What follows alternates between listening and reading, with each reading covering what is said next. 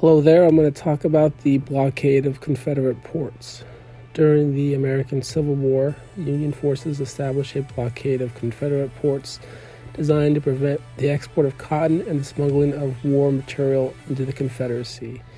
Things like food and ammunition and weapons. The blockade was very open, though. Many ships actually did get through. But the blockade was still important that prevented the Confederate access to weapons that the industrialized North could produce for itself. The United States government successfully convinced foreign governments to view the blockade as a legitimate tool of war. It was less successful preventing the smuggling of cotton, weapons, and other material from Confederate ports to transfer points in Mexico, the Bahamas, and Cuba, as this trade remained profitable for foreign merchants in those regions and elsewhere. The idea of the blockade came from U.S. Secretary of State William Seward, who recommended the blockade after the Battle of Fort Sumter in April 1861. President Lincoln agreed with Secretary of State Seward and decided to blockade Virginia and North Carolina. And by the war's beginning, he established a blockade around all of the South. The South sought recognition as an independent nation from other countries, including Britain, Spain, and Brazil, but it never received anything other than a belligerent status.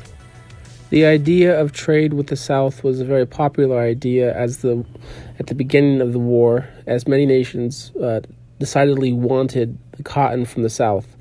However, as the war dragged on, more nations committed to avoiding trade as the Confederates started losing the war. Many European nations, such as Britain and France, had their economy suffer because of the lack of trade with the South. And while the governments were inclined to support the Confederates, the majority of the populations did not. This Civil War hurt the South, especially after the war ended, because many of the economies of Britain and France and Brazil had decided to look for markets elsewhere other than the South, so the economic depression of the South continued long after the war had ended. The Anaconda Plan was very successful in the long term in destroying the South by reducing their economic capacity as well as the amount of arms they could receive. This severely damaged the Confederate government and successfully aided the Union in establishing itself as the premier North American government of the Americas.